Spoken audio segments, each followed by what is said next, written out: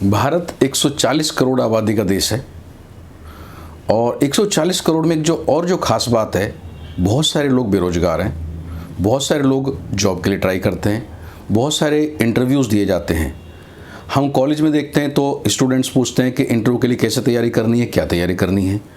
बाहर जाके देखते पेपर्स में जगह जगह जॉब एप्लीकेंट हैं और जॉब चेंज कर रहे हैं लोग। तो एक इंटरव्यू मार्केट अपने आप में एक बड़ी मार्केट है। ऐसे में एक बड़ा सवाल उठता है और काफ़ी जो एप्लीकेंट है ये पूछते हैं कि इंटरव्यू में क्या तैयारी करें या इंटरव्यू में क्वेश्चंस का जवाब क्या दें। तो आज हम इसी चीज़ पे, इसी मुद्दे पे बात करेंगे, इंटरव्यू की प्रिपरेशन की और इंटरव्यू के क्वेश्चंस के बारे में। तो सबसे पहले हम इंटरव्यू से पहले उसमें देखते हैं कि रिज्यूम मेकिंग में अक्सर लोग गलती क्या करते हैं कि रिज्यूम जो बनाते हैं वो बहुत बड़ा रिज्यूम बनाते हैं, कॉपी पेस्ट मारते हैं। हम किसी टाइपर के पास जाते हैं, टाइपिस्ट के पास जाते हैं, कंप्यूटर शॉप पे जाते हैं, उसको बोलते हैं रिज्यूम बनाना है। वो आपको फॉर्मेट दिखाता है, उसी फॉर्मेट में कई लोग कॉपी पेस्ट मार देते हैं, उसमें अपना लिखना भूल जाते हैं। कई बार तो गलती रह जाती है, पिछले वाले का मैटर रह जाता है और आपका मैटर नहीं आ पाता उसमें, इस कॉपी पेस्ट के इशू में। वो बड़ी मिस्टेक्स है। कई जगह आपकी लैंग्वेज कौन कौन सी आती है, आपने 4 लैंग्वेज का नाम लिख दिया और आप हिंदी के अलावा, मतलब हिंदी भी नहीं बोलते, वो एक रीजनल लैंग्वेज है। सपोज एक कोई कैंडिडेट केरला का है तो मलयाली बोलता है, उसको इंग्लिश बोलने भी नहीं आती, जबकि रिज्यूम में लिखा हुआ है Hindi, English, Malayali and may be Tamil also. तो जब आपके ऐसे रिज्यूम आते हैं और इंटरव्यू में स्टूडेंट या कैंडिडेट अपीयर होता है तो तुरंत रिजेक्ट होता है। जो अपना रिज्यूम नहीं बना सकता वो क्या बनाएगा। किसी रिज्यूम में आता है ऊपर लिखा हुआ ऑब्जेक्टिव। अभी आप फ्रेशर हो, आपको जॉब नहीं मिल रहा है या आपकी उम्र भी 30 साल हो गई है, आप ऐसे लाइफ का कौन सा बड़ा ऑब्जेक्टिव लेके चल रहे हो। आपका एक ही ऑब्जेक्टिव फिलहाल तो जॉब लेना। You are not settled up to 30-35 year of the age. तो ये जो कॉपी पेस्ट ये रिज्यूम के नमूने होते हैं, सबसे पहली चीज़ है इन नमूनों को, इनको बचा जाए, ऐसे कुछ भी चीज़ हम ना बनाएं, पहली चीज़। दूसरी, रिज्यूम जो बनाए वो कॉम्पैक्ट बनाए, छोटा बनाए, मे बी 1 पेज का अगर पॉसिबल हो तो। अगर बहुत ज़्यादा लिखने का मन है 1.5 पेज का, 2 पेज का भी आपका रिज्यूम नहीं होना चाहिए। आजकल ज़्यादातर इंटरनेशनल कंपनियां हैं या जो बड़ी जॉब्स में भी हमको बोला जाता है कि 1 पेज का रिज्यूम होना चाहिए। और कुछ जगह तो अभी रिज्यूम के नाम पे एक पीपीटी देते हैं कि आपको अपने बारे में जो भी इन्फॉर्मेशन देनी है वो एक पीपीटी में हम इन्फॉर्मेशन दो, एक से ज़्यादा लिखना नहीं है। पीपीटी बड़ा अब थोड़ा मजाक सा लगता है कि एक पावर पॉइंट प्रेजेंटेशन के एक सिंगल पेज पे आप क्या क्या इन्फॉर्मेशन दे सकते हो, लेकिन जो भी देना उसमें दो। तो इंटरनेशनली क्या हो रहा है कि रिज्यूम छोटा, कॉम्पैक्ट, जो पूछना है, जो बताना चाहते हो कंक्रीट बताओ, बहुत बड़ी रामायण नहीं बताओ। जब एक बहुत बड़ा रिज्यूम इसके जॉब में पास जाता है उसके इंटरव्यूअर्स के, तो कई बार खो जाता है बहुत। उसको ऐसे मीटू टाइप की लाइन लिखी होती है, सभी के में लिखी होती है, जिसका कोई मीनिंग नहीं है, एक कंफ्यूज करने के लिए लिख दिया जिसका कोई मतलब नहीं है। तो हमारा रिज्यूम 1 से 1.5 पेज का हो, 2 पेज भी पूरे नहीं हो और इस तरह कॉम्पैक्ट हो। उसमें क्या क्या इन्फॉर्मेशन होनी चाहिए, आपका नाम, आपके फादर या हस्बैंड का नाम, आपका एड्रेस, आपका डेट ऑफ बर्थ। कई जगह डेट ऑफ बर्थ मिसिंग है, वो रिज्यूम में मस्ट होना चाहिए। आप क्या करते, आपने ब्रॉडली क्या किया हुआ ब्रीफ में, उतनी चीज़ें। अननेसेसरी चीज़ कई बार लोग रिज्यूम में लिख देते हैं मेरी हॉबीज़ ही हैं। भाई आपसे किसी की हॉबी पूछिए क्या? आप ज़बरदस्ती अपनी हॉबी दे रहे हो कि मेरी हॉबी ये है। Who is interested knowing your hobby? Unnecessary, क्योंकि नहीं, पहले ऐसे दिया जाता है रिज्यूम में, ऐसा हॉबी लिखते हैं। अरे कभी लिखते थे, आजकल हॉबी को पूछने में इंटरेस्टेड नहीं है, पूछे तो बता दो। अब हॉबी में लिख दिया आपने सिंगिंग, अब उसने बोले गा के बताओ, तो नहीं पता। आपने हॉबी में, बच्चे लिखते हैं कई बार ट्रैवलिंग, कहाँ ट्रैवल करते हो, कहीं नहीं, क्यों लिखा? हॉबी में लिखा क्रिकेट कहीं खेलते हो, नहीं, वो उसकी टेनिस बॉल से खेलते हैं गली में, तो एक अपने आप में मजाक है। तो इसी तरह की गलतियाँ, बहुत छोटी छोटी सी गलतियाँ करते हैं। कुछ जगह लिखते हैं extra curricular activities. Extra curricular activity में आपने कहीं क्रिकेट खेलना लिख दिया, कहीं एनएससी लिख दिया, जिसका कोई सिर पैर नहीं है। तो ऐसे अननेसरी कॉलम जो आज के 30 साल 40 साल पहले होते थे, उनकी अब ज़रूरत नहीं है, वो कॉलम ही निकाल देने चाहिए। ये कंपनीज़ में ये चीज़ें अभी नहीं चाहिए। फिर उसके बाद आता है जो रिज्यूम है, आपने एक रिज्यूम बना दिया, उसी को जगह जगह आप जीरोक्स कर करके भेज रहे हो, तो वो भी काम नहीं किया जाए, क्योंकि जीरोक्स की कॉस्ट और कंप्यूटर प्रिंट की कॉस्ट ऑलमोस्ट सेम होती है आज की डेट में। एक computer print, I think colour print, मैं मुंबई में रहता हूँ, यहाँ पे 8 रुपये का लेते हैं, और black and white I believe शायद 3-4 रुपये का लेते होंगे, आई एम नॉट श्योर। तो अगर आप जीरोक्स भी कराएंगे तो 1-1.5 रुपये का तो वो भी लेते हैं। तो कभी भी जो एप्लीकेशन है उसके जीरोक्स करा के, रिज्यूम का जीरोक्स करा के जगह जगह ना भेजें, फ्रेश प्रिंट निकलवाएं, जिसके वो पता चल जाता है कि बंदा हमारे बारे में कितना सीरियस है। और दूसरी खास बात क्या होती है, जिस जॉब के लिए अप्लाई कर रहे हो उस जॉब के लिए रिज्यूम बनाओ, विच मीन्स कंप्यूटर में आप माइनर चेंजेस कराओ। जिस जॉब के लिए है आपको छोटे छोटे बदलाव करने पड़ सकते हो, करने चाहिए। जब आप एक ही रिज्यूम बनाओगे तो एक ही रिज्यूम हर तरह की जॉब को फिट नहीं करता, और कई बार उसमें एक ऐसी इन्फॉर्मेशन चली जाती है कि एक इंसान मैन्युफैक्चरिंग में अप्लाई कर रहा है, वो मार्केटिंग में भी कर रहा है, वो क्यूसी में भी कर रहा है, वो बीडी में भी कर रहा है। तो मैं अप्लाई करने को मना नहीं कर रहा, क्योंकि बेरोजगारी, आपको जहाँ मिलो जॉब मिलेगा करोगे, लेकिन कम से कम रिज्यूम तो उस तरह से बना सकते हो कि जैसे जॉब के लिए अप्लाई करना उसके लिए कैसा रिज्यूम फिट रहेगा, वो रिज्यूम बनाओ। जबरन ऐसे नहीं कि एक रिज्यूम को बना के सब जगह भेज दिया, ऐसे नहीं करना चाहिए। फिर कई लोग रिज्यूम में लिख देते हैं कि अपनी फैमिली के बारे में, uncle is doing this thing, aunty is doing this thing. भाई साहब, आपके अंकल आंटी के बारे में कौन पूछ रहा है? आप अन्य से बता रहे हो, उसमें भी ऐसी चीज़ बताते हैं, अंकल पुलिस में, को लेता तो ना ले। पुलिस का नाम एक ज़्यादातर जगह एक करप्शन के नाम पे लिया जाता है। मैं नहीं कहता सारे पुलिस वाले करप्ट होते हैं, बट ये बताना कि मेरे रिलेटिव पुलिस में हैं, फला बिजनेस है, डिमका बिजनेस है, ये सब आपके अगेंस्ट ज़्यादा जाता है। तो ऐसी इन्फॉर्मेशन नहीं दी जानी चाहिए।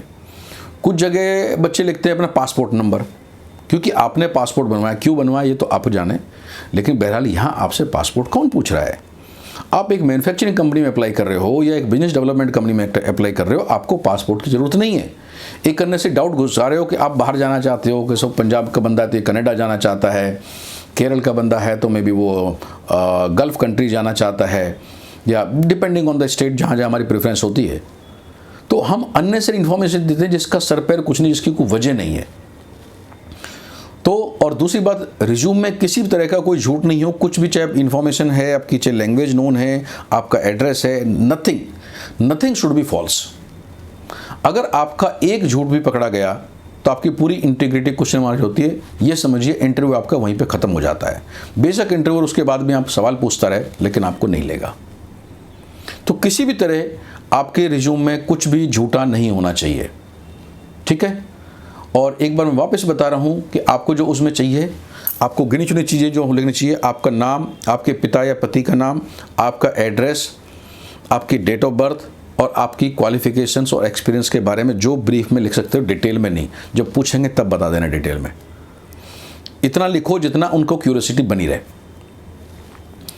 ये हो गया रिज्यूम के बारे में और फ्रेश प्रिंट आउट। अब आते हैं कि जब आपने इंटरव्यू के ठीक पहले क्या तैयारी करें। तो जिस जॉब के लिए अप्लाई कर रहे हो, जिस कंपनी के लिए अप्लाई कर रहे हो, उस कंपनी के बारे में मालूम करो। पहली चीज़, I come to job also. Company के बारे में उसकी वेबसाइट देखो, लेकिन रटो मत। कई सारे बच्चे वेबसाइट देख के ऐसे रट के आते हैं कि वेबसाइट की इन्फॉर्मेशन है कि पता चला इंटरव्यू और कई चीज़ें वो मालूम नहीं है, या वो ऐसे लिखी हुई हैं, they are not so relevant. तो आपके प्रति एक नेगेटिविटी बनती है, वो बहुत अच्छी पॉजिटिव काम नहीं है। तो वेबसाइट के इन्फॉर्मेशन ना रटें, उसमें पढ़ें, उसमें जो आप समझ सकते हो समझें। इसके अलावा उस कंपनी के बारे में गूगल से ट्राई करें। कई बार उसके बारे में कुछ न्यूज़ आर्टिकल होते हैं, वहाँ से कुछ मिल सकता है आपको अच्छा, विच इज़ डिफरेंट। उसके बारे में मार्केट में मालूम करें। आप जिस कंपनी के बारे में, अगर उसके किसी एम्प्लॉयज़ को जानते हो, उसके किसी एम्प्लॉयज़ के रिलेटिव को जानते हो, कहीं से रेफरेंस से जानने की कोशिश करो उस कंपनी के बारे में, दैट इज़ मोर रिलेवेंट। तो सबसे पहली चीज़ है, आप कंपनी के बारे में क्या जानते हो और आपने कहाँ से जाना है। बहुत बार इंटरव्यू क्वेश्चन पूछता है आप कंपनी के बारे में क्या जानते हो, आप वेबसाइट की 4 लाइनें बता देते हो, which means you are not put up effort. Genuinely भी सवाल जॉब मिलने नहीं मिलने का नहीं है, ये आपका काम बनता है कोशिश करना, एफर्ट करना कंपनी के बारे में। आज आप जहाँ जॉब के लिए जा रहे हो उसके बारे में मालूम नहीं कर रहे, कल को जॉब में क्या मालूम करोगे, कैसा काम करोगे। और अगर आप पूछ रहे हो मैंने 1 2 3 4 जगह से आपने मैंने पता किया, इसका मतलब ये बंदा एफर्ट डालता है, बंदा बंदी वट एवर इट इज़, ये एफर्ट डालता है और उन्होंने ट्राई कर रहे हैं। तो कंपनी के बारे में मालूम करें, जॉब के बारे में मालूम करें। कई बार हम अप्लाई कर रहे हैं मार्केटिंग में और वहाँ बोलते हैं मुझे R&D अच्छा लगता है, अप्लाई करते R&D में मुझे मार्केटिंग अच्छा लगता है, मुझे ट्रैवलिंग अच्छा लगता है। भाई अपने क्वेश्चन आंसर चेंज कर लो। तो आप जिस तरह की जॉब है, वो जॉब आपकी मार्केटिंग की है, मार्केटिंग की लैंग्वेज में जवाब दो। जॉब R&D की है, R&D की लैंग्वेज जवाब दो। जॉब BD की है, BD की लैंग्वेज जवाब दो। मैं आपसे ये नहीं कह रहा कि आप पहले से अपनी लाइन फिक्स करो आपको कहाँ जाना है, क्योंकि कई बार बेरोजगारी इतनी है हमारे पास में, इतने एप्लीकेंट होते हैं, वो चॉइस नहीं मिलती। पिछले दिनों केसेस आई थिंक बिहार का एक केस है जहाँ पे एक the person was doing PhD and at the same time he was watchman of the university और द कॉलेज। वहाँ पे वो गेट पे रहता था, गेट पे चपरासी नहीं, मतलब जो वॉचमैन था, रहते रहते पहले उसने पीजी किया हुआ था, डॉक्टरेट किया हुआ था, फिर उसने एग्ज़ाम की तैयारी कर रहा था और सेलेक्ट होकर उसको उसी यूनिवर्सिटी में ही उसको लेक्चरर की जगह मिली। पिछले दिनों यूपी में देखा था कि चपरासी की नौकरी के लिए कितने पीएचडी लोगों ने अप्लाई किया था। तो अगर बेरोजगारी है, आपको जॉब चाहिए, तो मैं ही नहीं देखता आपको अप्लाई नहीं करना चाहिए, जिसको जहाँ मिलती है मिलनी चाहिए। उतनी लग्जरी अभी हमारे पास नहीं है, हमारे देश में नहीं है कि हमको जिस तरह का जॉब चाहिए वहीं अप्लाई करेंगे या एक ही जगह हम अटक करे जाएंगे। तो अप्लाई करो, लेकिन उसके हिसाब से अपने जवाब तैयार रखो, उसके हिसाब से अपना रिज्यूम बनाओ, तो ये आपका रेडी होना चाहिए। अभी आपने तो जॉब के बारे में मालूम किया, कंपनी के बारे में मालूम किया, जॉब क्या है, क्या फंक्शंस हैं, उसको आप कैसे कर पाओगे, उसको कोप अप कैसे करोगे, जो आपके एस्पिरेशन है, जो आपके थॉट प्रोसेस, उससे जॉब कैसा मैच होता है, कहाँ डिफर होता है। सपोज आप कह रहे हो कि आप ट्रैवलिंग लाइक करते हो, लेकिन जॉब में लिखा हुआ आपने R&D का अप्लाई किया है। आपका बहुत डिटेल्स में जाते हो, लेकिन आप मार्केटिंग अप्लाई कर रहे हो जो बेसिकली फाइनेंस का फंक्शन है। तो आप अपने आप को वो क्वेश्चन पूछो, कैसे क्वेश्चन ऐसे हो सकते हैं जो मेरी पर्सनैलिटी से, मेरे थॉट प्रोसेस से मैच नहीं खाते, तो मैं उनको चेंज करूं और अपने क्वेश्चन बदलूं, जिससे कि मैं वो सवालों के जवाब दूं कि जो उस जॉब को मैच करते हो, उसकी प्रैक्टिस करो। तो आपके जवाब थोड़े ट्वीक करो, थोड़े चेंज करो। अगेन, झूठ मत बोलो, लेकिन अपनी लैंग्वेज थोड़ी चेंज कर सकते हो, जिससे आप लॉजिकली लगे कि this person is interested in this job, this person is putting effort. ये नहीं कि आप इस सारे प्रोसेस में आप इंटरव्यू की नज़र से बच जाओगे, उसको फिर भी पता लगेगा कि बंदा यहाँ पे हो सकता है कुछ ऐसी सोच नहीं हो, लेकिन बोल रहा है, लेकिन कोशिश तो कर रहा है। एक बेसिक सिस्टम ये है, अगर आप किसी चीज़ की कोशिश कर रहे हो तो कम से कम ये इंप्रेशन तो जा रहा है कि the person is putting effort. अगर आप एफर्ट ही नहीं डाल रहे हो, आप अपनी ही दुनिया में हो, तो then it's a further poor thing, why person should give the job. तो आप अपने आंसर देखो, आपके डाउट क्या आता है इस जॉब को लेके, इस कंपनी के लिए आपके बारे में डाउट क्या है, 1 2 3 4 डाउट लिख लो। और अगर कोई बीच में लोग मिलते हैं, इंटरव्यू वहाँ मिलते हैं, तो बेसिक लास्ट मिनट तक try to find out so that you are more clear. Market में इस कंपनी के कुछ एक्स एम्प्लॉय मिल सकते हैं, उनसे मिलो, कंपनी का कल्चर पता मिले। कुछ करंट एम्प्लॉय मिल सकते हैं, उनसे मिलो। आप जब इंटरव्यू देने जाते हो, वहाँ पे जो हो रहा है, जैसे हो रहा है, उसको गौर से देखो, सो that you get A more information. तो पहला इन्फॉर्मेशन है, पहला आपका स्टेप है रिज्यूम तैयार करना, दूसरा इंटरव्यू की तैयारी करना। नाउ क्वेश्चन, जब आप इंटरव्यू में जाओगे, क्वेश्चन पूछा जाता है what do you know about company. तो कंपनी की वेबसाइट जो इन्फॉर्मेशन ली है और जो बाहर से, उसके बारे में आपके पास क्या पॉजिटिव अंडरस्टैंडिंग बनती है कंपनी के प्लान्स की, कंपनी की हकीकत की। एक होता है इन्फॉर्मेशन, एक होता है नॉलेज। इन्फॉर्मेशन जगह जगह से आप गैदर कर रहे हो, नॉलेज जो बड़ी पिन पॉइंटेड होती है। आपकी नॉलेज क्या बन रही है, आपका एक अंडरस्टैंडिंग कंपनी के बारे में क्या बन रही है, वो बताओ, ना कि रटी रटाई लाइनें। जो वेबसाइट की रटी हुई लाइनें कई बार बच्चे बोलते हैं, वो एक बड़ा नेगेटिव जाता है। तो वेबसाइट की रटी हुई बातें ना बोलें, बल्कि अपनी अंडरस्टैंडिंग बताएं, 2 4 5 लाइनें उसके बारे में बताएं। इसके बाद एक क्वेश्चन आता है, टेल मी अबाउट योरसेल्फ। बहुत जगह इंटरव्यू यहाँ से शुरू होता है। तो जब आपसे पूछा जाता है टेल मी अबाउट योरसेल्फ, आप बोलते हैं मेरा नाम सो एंड सो है, मेरे पिताजी का नाम ये है, मैं फला गांव का रहने वाला हूँ, डिमका, ये सब चीज़ें मत बताओ। जब इंटरव्यूअर आपसे पूछता है टेल मी अबाउट योरसेल्फ, इसका मतलब है वो फॉर्मली इंटरव्यू को बिगिन करना चाहता है और ही वॉन्ट यू टू स्टार्ट। जैसे कहते हैं ना, आपने एक मैच में पहली बॉल फेंकने को आपको दे दी, या बैडमिंटन में या टेनिस के गेम में आपको सर्विस करने को दे दी, ठीक है। तो जब आपको सर्विस मिलती है बैडमिंटन में या आपको टेनिस में आपको सर्विस मिलती है, तो एडवांटेज होता है।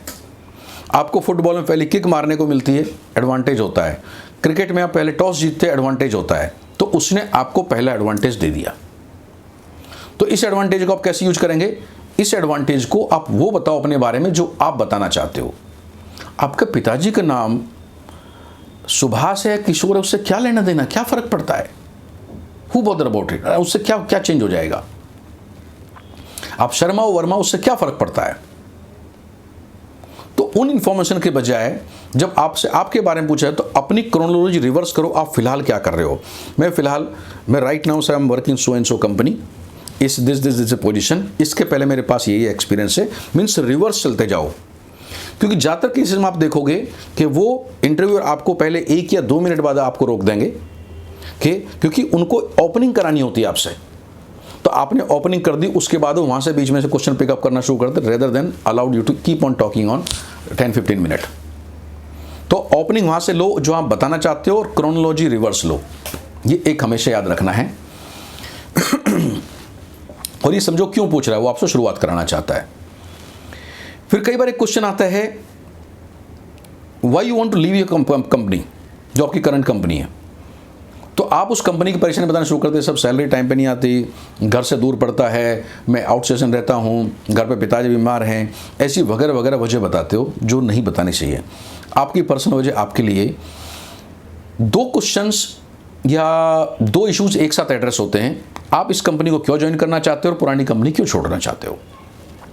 तो अगर आप छोड़ना चाहते हो, आपको मिलेगी तो छोड़ोगे, अगर ये कंपनी आपको नहीं मिलेगी तो आप ऑब्वियसली नहीं छोड़ोगे।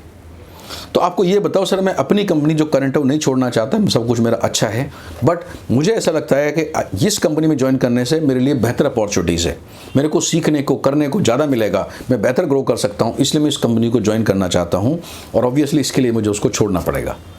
तो जिस कंपनी में काम कर रहे हो या जिनमें काम किया उनकी बुराई कभी मत करो, बल्कि जिसमें इंटरव्यू के लिए जा रहे हैं उसके बारे में तारीफ बोलो। तो you are leaving previous company because you are looking at joining new company. तो ये उस तरह का आंसर आपका होना चाहिए। फिर इसमें ये होता है, अगर इसको रिवर्स तरीके से पूछ लिया, why you want to join the company, तो कंपनी बताओ सर कंपनी के जो ग्रोथ प्लान है, मैंने कंपनी की वेबसाइट देखी और मार्केट से पता किया, कंपनी के ये 1 2 3 इस तरह के प्लान है, और मेरा खुद का भी जो ओरिएंटेशन है वो इस तरह का है कि ये मेरा कंपनी के साथ मैच कर रहा है। मुझे लगता है कि जिस तरह कंपनी ग्रोथ प्लान है, जिस तरह मैं अपने करियर में ग्रोथ प्लान कर रहा हूं, ये दोनों चीज़ें मैच करती हैं, तो मेरा यहाँ पे बहुत अच्छा लगेगा मुझे काम करके, और मैं कंपनी में कंट्रीब्यूट भी कर पाऊंगा और कंपनी से मुझे ग्रोथ भी मिलेगी।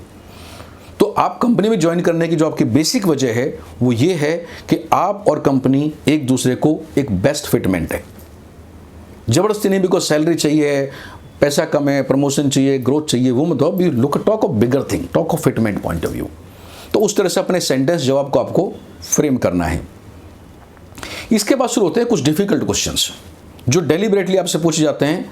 उन क्वेश्चंस का जवाब आपसे पूछने के लिए नहीं पूछे जाते, वो आपको छेड़ने के लिए पूछे जाते हैं, आपका एटीट्यूड देखने के लिए पूछे जाते हैं, या देखते हैं आप इसको कैसे रिएक्ट करते हैं, आपका रिएक्शन के लिए पूछे जाते हैं।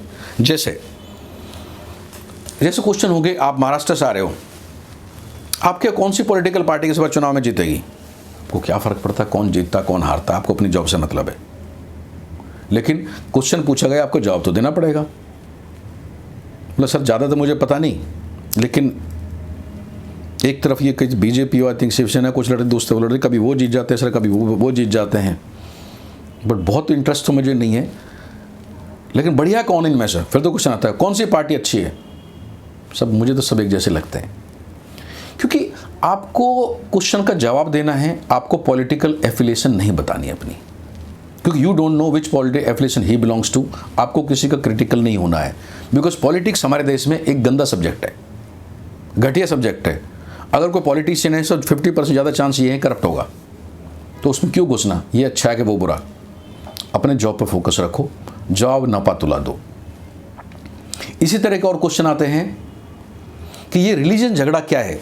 सपोज महाराष्ट्र में बोलते हैं भीमा कोरेगांव का झगड़ा क्या है, कोई बोलते हैं कि सपोज बिहार में फला जगह झगड़ा क्या हुआ, या बंगाल में भी झगड़ा क्या हुआ। अगेन बी पॉलिटिकली करेक्ट, जैसे कहते हैं नपा तुला जवाब दो। सब इस तरह की कुछ बैकग्राउंड है, जवाब आपको देना पड़ेगा। आप ये बोलोगे मुझे पता नहीं, इसका मतलब आपको करंट अफेयर पता नहीं। आप ये बोलोगे मैं इन सब्जेक्ट नहीं बोलूँगा, बोलना पड़ेगा, because he is asking question your criticality. आपकी एनालिटिकल एबिलिटी भी देखनी है, आपकी जनरल नॉलेज भी देखनी है। आप ये बोलो मुझे भीमा कोरेगांव का इशू मालूम नहीं है, सब मालूम है, कुछ इस तरह का इशूज़ था, बहुत ज़्यादा डिटेल नहीं, but there is something like this. कौन सही है कौन गलत है पता नहीं। या बंगाल में इसलिए वायलेंस हुआ था, ये इस वजह से रिलीजियस झगड़ा कुछ था, बट इससे ज़्यादा मुझे भी मालूम नहीं है, मैं सर बहुत कम इंटरेस्ट लेता हूँ।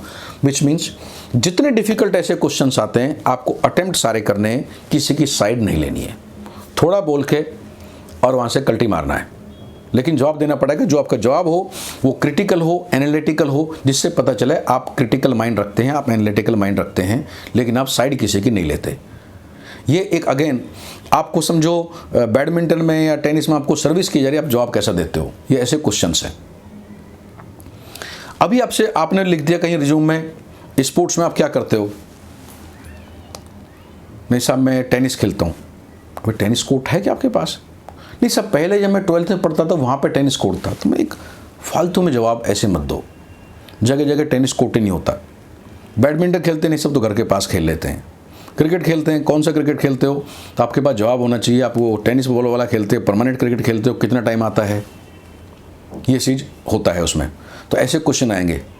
फिर अगर लड़की होती है कई बार इंटरव्यू में कि लड़कियों के लिए खासतौर पे कई बार ये क्वेश्चन डिफिकल्ट होता है, तुम तो लड़की हो, तुम ये जॉब कैसे करोगी? तो लड़कियों को बिल्कुल एकदम टच कर जाता है। आपने ऐसे पूछा ही क्या, तो जेंडर पे हमारे पे क्वेश्चन है। तो मैं बताना चाहूँगा जो अपनी छोटी बहनों को, आपके जेंडर पे क्वेश्चन नहीं है, या आपको डेलिबरेटली आपको चेक किया जा रहा है आप क्या जवाब देते हो, आपको रिएक्ट करने का मौका दिया जा रहा है।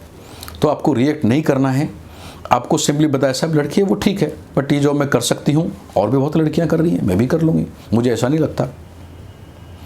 फिर भी क्वेश्चन आ सकते हैं, अरे हम तो लड़कियों को लेते ही नहीं हो, आप पहली लड़की होगी इस जॉब में, कैसे करोगे? सर शुरुआत में कोई एक तो लड़की होती है, आप ये मत को मुझे पता आप रख लेते हो। बोला सब शुरुआत में कोई तो लड़की शुरुआत करेगी, मैं शुरुआत कर लूँगी। बी कूल, आपको रिएक्ट नहीं करना है, आपको बार बार पिन किया जाएगा, आप रिएक्ट करो, आपको रिएक्ट नहीं करना है। इस जॉब में ट्रैवलिंग हो कैसे करोगे? सर करेंगे ट्रैवलिंग, क्या उसमें क्या दिक्कत है? अरे रात को भी ट्रैवल करना पड़ता है, आप कैसे करोगे? आपको लॉ एंड ऑर्डर की दिक्कत नहीं है? सर वो सेफ्टी देखना पड़ेगा, कहाँ पे कैसे ट्रैवल है, कहाँ पे ट्रेन कैसे जाएगी। ऑब्वियसली मुझे सेफ्टी देखनी है, बट मुझे अपना काम भी करना है। तो आपको अपनी चीज़ें क्लियरफाई करनी है, और ये याद रखना है ये सारे क्वेश्चंस आपको चैलेंज करने के लिए नहीं, आपको छेड़ने के लिए, आपको पिन करने के लिए, आपके रिएक्शन देखने के लिए दिए जा रहे हैं आपको। तो रिएक्ट नहीं करना। जेंडर वाला बायस अपने दिमाग में नहीं जमा लेता, नहीं आजकल महिलाओं के खिलाफ बहुत अत्याचार वगैरह वगैरह वगैरह, जॉब पे फोकस रखना है। ओके, फिर ऐसे क्वेश्चन होते हैं, यार आप तो फ्रेशर हो, हम आपको क्यों लें? एक्सपीरियंस कैंडिडेट आपसे बेहतर कर सकता है। अब सवाल है नहीं, फ्रेशर तो जो फ्रेशर होता है ऐसा लगता है मतलब फ्रेशर हूँ, बहुत बुरी बात है। बुरी बात नहीं है। आप बोलो सर हाँ मैं फ्रेशर हूँ और मुझे ऐसा नहीं लगता एक्सपीरियंस मेरे से अच्छा कर सकता है, कर भी सकता है, नहीं भी कर सकता, मैं कोशिश करूँगा, I bring the fresh approach. आप अपना केस जस्टिफाई करो। अगेन उसको मालूम है आप फ्रेशर हो, तभी आपको इंटरव्यू के लिए बुलाया है। आपकी फ्रेशर को क्वेश्चन मार्क वो नहीं कर रहा, आपका रिएक्शन देख रहा है, आपका कॉन्फिडेंस देख रहा है, आपका एटीट्यूड देख रहा है। कई बार हम लग जाते हैं नहीं साहब हम फ्रेशर है, सब वो तो देखो दिक्कत है, नहीं आता मेरे को। तो ऐसा नहीं है। कभी कभी इंटरव्यूअर ऐसे डिफिकल्ट क्वेश्चन पूछते हैं, अरे आपको कैसे बुला लिया यहाँ पे, आप क्यों आए? हमने तो क्लियर कट लिखा था फ्रेशर अलाउड नहीं है। नहीं सर आपने लिखा होगा, बट मुझे लगता है कि मैं जॉब कर सकता हूँ इसलिए आया हूँ। अगेन रिएक्ट नहीं करना है। किसी ने आपको बाय एक्सीडेंट नहीं बुलाया है, आपको बुलाया गया है इसलिए आए हो। वो चाहते हैं लोग आएँ, लेकिन आपका रिएक्शन देख रहे हैं, तो आपका रिएक्शन मैच्योर होना चाहिए। आपका रिएक्शन इसे कहते हैं एक रेस्पॉन्ड करना, रिएक्ट नहीं करना उस पर। उस तरह लड़कियों के बारे में फ्रेशर, ये दो बड़े ऐसे क्वेश्चन हैं जहाँ पे लड़कियों को जेंडर को लेकर कई बार लोग क्वेश्चन करते हैं, और कई बार आपके फ्रेशर होने को लेकर। दोनों केस में आपको रिएक्ट नहीं करना है, आपको रेस्पॉन्ड करना है और मैच्योरली जवाब देना है। फिर क्वेश्चन करते हैं लोग आपकी बैकग्राउंड को लेकर, यार आप तो गांव के आए हुए हो, या आप फला स्टेट से, यहाँ पे बॉम्बे में काम कैसे करोगे, दिल्ली में कैसे करोगे? नहीं सब बहुत लोग रह रहे हैं, कर रहे हैं, मैं भी करूँगा। शुरू में दिक्कत आएगी, कहाँ खाओगे, कहाँ रहोगे, कहाँ क्या करोगे? नहीं सब शुरू में दिक्कत तो आएगी, बट करना पड़ेगा। मुझे अपने करियर के लिए करना पड़ेगा, मुझे अपना ग्रो करना है, तो मैं अरेंजमेंट करूँगा। मेरे कुछ दोस्त हैं, कुछ उनसे हेल्प लूँगा, बाकी मैं करूँगा, but I will do it. You to give the confidence. Again ये सारे क्वेश्चंस आपको थोड़ा प्रेशर में डालने के लिए, आपका रिएक्शन देखने के लिए, आपका एटीट्यूड देखने के लिए पूछे जाते हैं। या आप बिहार से आए हो, आप बंगाल से आए हो, आप दिल्ली में जॉब करना है, कितने फ्रीक्वेंट जाओगे? सब 3-4 महीने में एक बार चले जाएंगे। ये मत बोलो अगर 15 दिन में जाना है, नहीं मम्मी पापा ऐसे हैं, तो वहाँ पे मम्मी पापा को पहले छोड़ो, पहले करो जॉब की रिक्वायरमेंट क्या है। तो आपके जवाब उतने मैच्योर होने चाहिए। अगर आपको लगता है हर 2 महीने में जाना चाहिए, हर 2 महीने में बताओ, लेकिन ऐसा नहीं बोलना चाहिए हर वीकेंड में चला जाऊँगा। तो अगर हर वीकेंड पे जाओगे तो आप जॉब ठीक से नहीं कर पाओगे, जाना भी नहीं चाहिए। उसी तरह से क्वेश्चन होते हैं फिर आपकी तो क्वालिफिकेशन मैच नहीं करती। ये हमारा फार्मेसी जॉब है, आप तो बीए बैकग्राउंड से हो, या हमारा कॉमर्स जॉब है, आप तो आईटी बैकग्राउंड से हो। हाँ सर मैं उस बैकग्राउंड से हूँ, लेकिन मुझे लगता है जॉब कर सकता हूँ, मुझे थोड़ा और सीखना पड़ेगा, मैं सीखूंगा, कुछ आप ट्रेनिंग देंगे, कुछ मैं सीखूंगा, मैं कर लूँगा। फिर ऐसे क्वेश्चन आते हैं, आपने बीएससी किया आईटी में, आप अप्लाई कर रहे हो कॉमर्स में, तो फिर आईटी क्योंकि आपको आईटी करना चाहिए। हाँ सर उस वक्त मुझे ऐसा लगा आईटी का स्कोप ज़्यादा है, इसलिए मैंने आईटी किया। थोड़ी शायद मेरे से गलती रहेगी। अब मुझे ऐसा लगता है कॉमर्स का स्कोप अच्छा है, इसलिए मैं कॉमर्स जॉब में अप्लाई कर रहा हूँ। या आप फार्मेसी जॉब में अप्लाई, मुझे लगता है कि फार्मेसी का फ्यूचर अच्छा है, मैं फार्मेसी अप्लाई कर रहा हूँ। गलती होगी सब, कोई बात नहीं। तो आपको ये कहना नहीं नहीं सर वो तो प्रॉब्लम है और नहीं सर मैं करूँगा, देखूँगा, सोचूँ, कुछ नहीं। आपको जानते पूछते हुए बुलाया गया है तो आपको मैच्योरली बिना रिएक्शन के जवाब देने हैं। हाँ सब उस वक्त आज के 4 साल पहले, आज के 5 साल पहले मुझे लगा कि आईटी के स्कोप अच्छा होगा, लेकिन जब मैंने बीएससी आईटी में किया तो मुझे नहीं लगा कि ऐसा बहुत कुछ होगा, इसलिए मैं चेंज करना चाहता हूँ, इधर स्कोप अच्छा है। मीन्स आईटी का मैं एग्जांपल दे रहा हूँ, इसका मतलब मैं नहीं कह रहा कि आईटी खराब है। जस्ट आपके लिए, आपने आईटी में किया है, आपने बीकॉम में किया, आपने बीए में किया, आपने पॉलिटिकल साइंस, जो भी है, अगर आपकी गलती है तो आप गलती मानो। हाँ साहब उस वक्त ऐसी सोच थी, आज मेरी सोच ही है। तो जो आपकी क्वालिफिकेशन को लेकर जो क्वेश्चन मार्क होंगे, ऐसे काफ़ी क्वेश्चन पूछे जाते हैं कि बहुत बच्चे इस तरह का आते हैं। ऐसे ही आपसे क्वेश्चन पूछे जाते हैं कि भाई अभी तक आपने अकाउंट में काम किया, फाइनेंस में काम किया है, अभी आप एचआर में अप्लाई कर रहे हो। हाँ सर एचआर में अप्लाई कर रहा हूँ, मैंने फाइनेंस में काम किया है कि उस वक्त मुझे जॉब चाहिए था, मुझे लगता है फाइनेंस में अच्छा कर सकता हूँ, मैंने अच्छा किया भी, लेकिन जब मैंने जॉब करके देखा मुझे लगा HR I can do even better. ये मत बोलो मेरे फाइनेंस में मन नहीं लगा, मेरे अकाउंट में मन नहीं लगा, बल्कि ये बोलो मैं एचआर में और अच्छा कर, जहाँ भी आप जा रहे हो उसके बारे में पॉजिटिव बोलो, ना कि किसी के बारे में नेगेटिव बोलो। हाँ उस वक्त ऐसा लगा, आप 4 साल अपने अकाउंट में काम किया।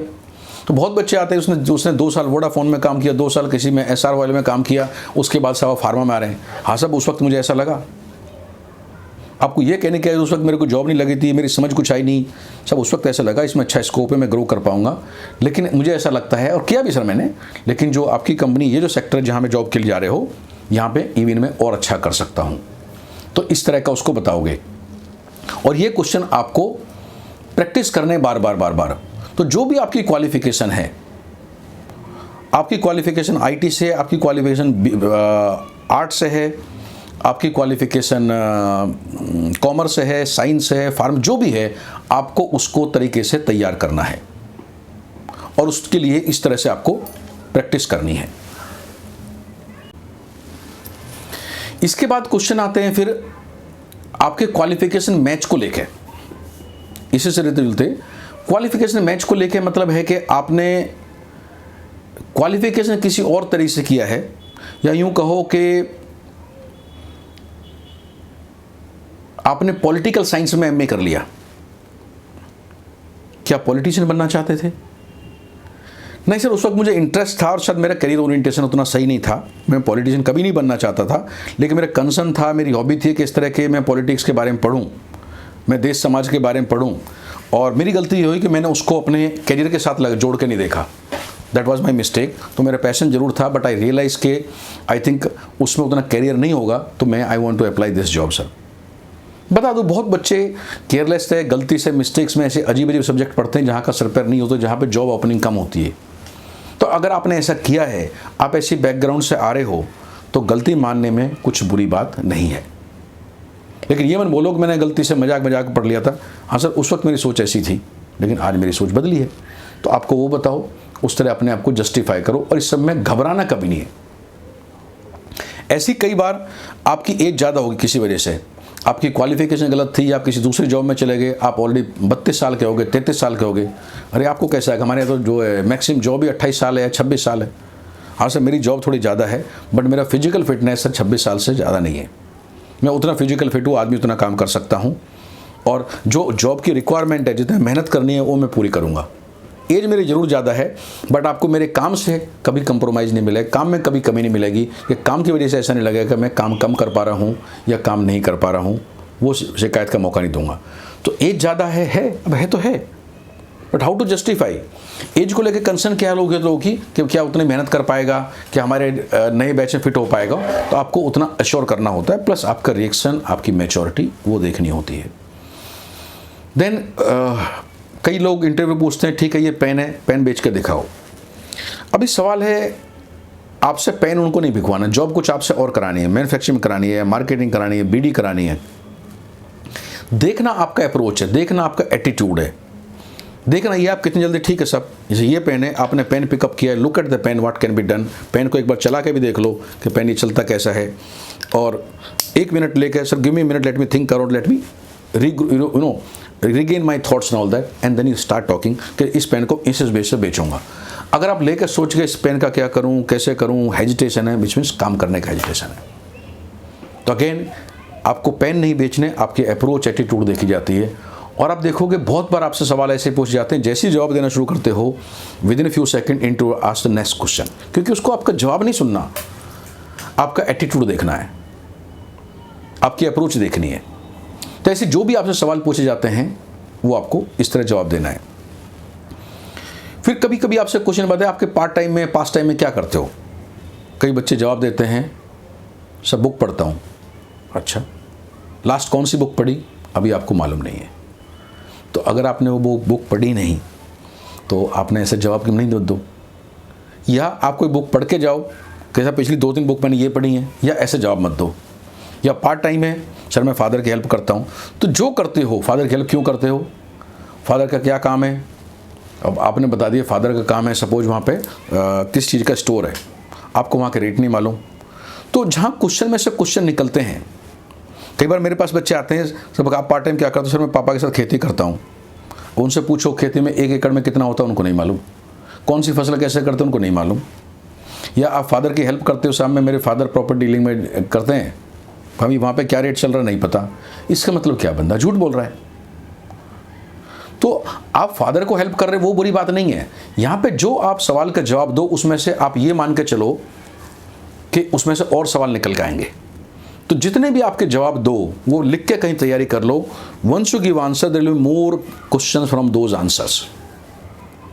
किताब बताए, किताब कौन सी पढ़ी, आपने बोला सर मैं फिल्म देख लेता हूँ। अच्छा, लास्ट फिल्म कौन सी देखी, अब आपने बताया सर लास्ट फिल्म मैंने फॉर एग्जाम्पल कौन सी फिल्म है, सर्कस वगैरह कुछ भी देखी, XYZ जो भी आपने बताया कोई हो।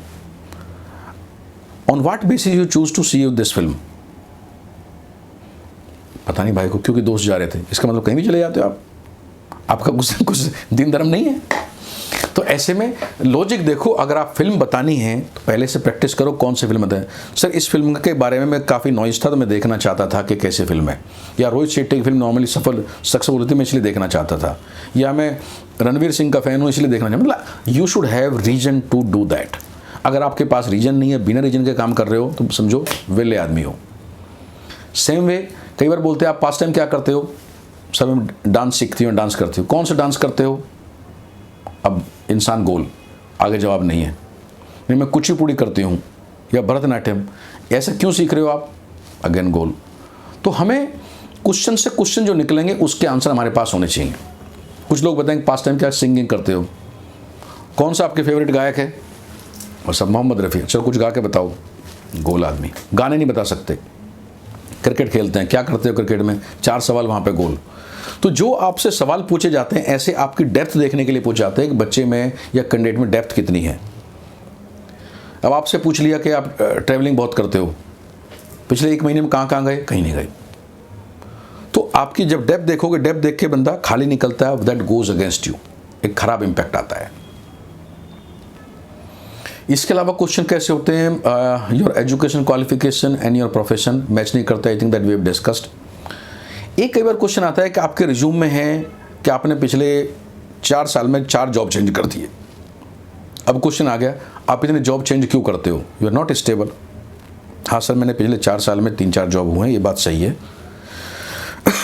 इसमें से एक जगह ऐसा था, फला जगह जहाँ मेरी गलती थी, मेरा असेसमेंट गलत था and I understand my mistake, तो future I will do. But दूसरी जगह कुछ इस तरह की दिक्कत आई जो भी आपको आई हो। कहने का मतलब है उसको जबरन जस्टिफाई मत करो। अगर आपने 4 जॉब चेंज की हैं तो 1-2 जगह आपकी गलती होगी भी और आपको एक्सेप्ट करनी चाहिए, हाँ जो फला फला जगह मेरी गलती हुई, मुझे नहीं करना चाहिए था मैंने किया, और फला फला जगह उसकी ये वजह थी मैंने इसलिए किया। तो बहुत बार हम सही होते हैं लेकिन सही जवाब नहीं दे पाते। तो आप जो भी काम आपने किया होगा, आपका डिसीजन जो भी गलत गया होगा, उसकी गलती मानो। कई जगह लोग जॉब चेंज करते हैं क्योंकि मेरा बॉस फला कंपनी में गया था, मैं उसके पीछे चला गया था। अरे तुम पागल आदमी हो। नहीं सब मैं उनकी वजह से गया और वो मेरी मुझे लगा, जिससे पहले वो कुछ है आप खुद से बोलो। हाँ सब ऐसा था कि मेरे बॉस थे, I was very close to my boss, उन्होंने बोला इस कंपनी में आ जा, I have very trust on him, but जाके मुझे लगा कि बिकमिंग पार्ट ऑफ ग्रुप, तो अपनी गलती पहले ही मान लो जिससे पहले वो कहे ऐसे केस में। क्योंकि अगर आप 4 साल में 4 जॉब चेंज कर रहे हो, people are not going to see it good way, better accept the mistake, ज़्यादा मैच्योर काम करोगे। इससे रिलेटेड एक क्वेश्चन होता है, पिछले 12 साल से आप एक ही कंपनी में काम कर रहे हो, इससे तो बाहर का आप सीख नहीं पाते होगे, अभी अचानक कैसे जॉब करने चेंज करने के बारे में सोच रहे हो। हाँ सर, मैं 12 साल से कंपनी में कर रहा हूँ, मेरा थॉट प्रोसेस ये था कि I should stick to one company और उसी में लंबे टाइम तक कंट्रीब्यूट करूँ, उसी में ग्रो करूँ। लेकिन ओवर ए पीरियड टाइम मुझे रियलाइज़ हुआ कि अगर कुछ कंपनी चेंज नहीं करेंगे तो उतना सीख नहीं पाएंगे, इसलिए अब मुझे ऐसा लगता है कि I should try in some more companies. तो ये सबके मैच्योर आंसर होने चाहिए, आपके थॉट आउट आंसर होने चाहिए। ऐसे जबरन मत करो कि सवाल सुनते घबरा गए और उल्टे सीधे जवाब देना शुरू कर दिया, वैसे काम मत करो और प्रैक्टिस करके जाओ। ऐसे सवाल अक्सर पूछे जाते हैं। फिर पूछा है आपकी सैलरी पैकेज कितना है, सीटीसी अपना बताओ, आपकी एक्सपेक्टेशन क्या है। कई बार बच्चे ये बोल देते हैं एक्सपेक्टेशन 30% हाइक, नहीं एज पर कंपनी नॉर्म, नहीं एज पर इंडस्ट्री नॉर्म क्या है सब 30%। अभी कौन बता गया 30% है? तो never talk about this so called norms which never existed. ये पता नहीं कौन किसको बताता है 30% का नॉर्म्स है, 40% का नॉर्म्स है, या मैं जॉब क्यों चेंज करूँगा। आप आए हो, बेहतर तो ये करो सर मेरा फ़िलहाल ये पैकेज है और मेरा फला तब तक अगले इतने महीने बाद, इतने साल बाद मेरा नेक्स्ट इंक्रीमेंट ड्यू है, और मुझे ऐसा लगता है कि आपकी कंपनी एक अच्छी कंपनी है, मुझे मेरे हिसाब से कि अगले ऐसे इतना मुझे पैकेज देगी जो मुझे अगले 1-2 साल बाद शायद यहाँ मिलता, उस तरह से मेरे साथ जस्टिफिकेशन होगा और I will be more happy employee. Means पैसा मांगो प्यार से, या यूँ कहो कि अगले से अप्रैल में मेरा एक इंक्रीमेंट ड्यू है और उसके बाद मुझे इतना मिलने की उम्मीद है, मैं चाहूँगा कि सर उसमें 1 और साल तक का मुझे अपने को 1 साल आगे पाऊँ, या जो मेरे साथ लोग काम कर रहे थे आपके कंपनी में काम करके, आपके साथ काम करके मुझे ऐसा लगे कि I have taken the right decision, I am get even paid better also. तो पैसा मांगो लेकिन प्यार से, ये सीधा 30% 40% जैसी चीज़ें कभी नहीं करनी चाहिए। कुछ जगह अगर आपको मालूम है ये सैलरी अच्छा ही देते हैं और इनकी सैलरी आपसे डेफिनेटली अच्छी होगी, तो और इम्पोर्टेंट हो जाता है उनके लिए बोलना कि सब I think this is such a good company, तो it's not question of my expectation, it's basically I know this company will do justification with me, और मुझे अच्छा ही देगी because company wanted to keep their employees happy. तो कहने का मतलब है आपका जवाब स्मार्ट होने चाहिए। ये जो अड़ियल जवाब हैं या जो इस तरह होते हैं कि 30% 40% या 10 लाख होना चाहिए, 9 लाख होना चाहिए, अगर आप फ्रेशर भी हो, आपका कितनी सैलरी लोगे? नहीं सब मैं 12 लाख लूँगा। क्यों लोगे? पता नहीं सर मुझे पता नहीं, बट मैंने मेरे साथ के जो कलीग्स गए हैं, कुछ और ज्वाइन कर रहे हैं, प्लेसमेंट आ रही कंपनी, तो normally somewhere between 10 to 13 lakh दे रहे हैं, या समवेयर बिटवीन 15 to 20 लाख दे रहे हैं, जो भी आपको चल रहा है वहाँ पे। तो मुझे लगता है somewhere around that I should get it, because that's what is going on मेरे साथ के लोगों का।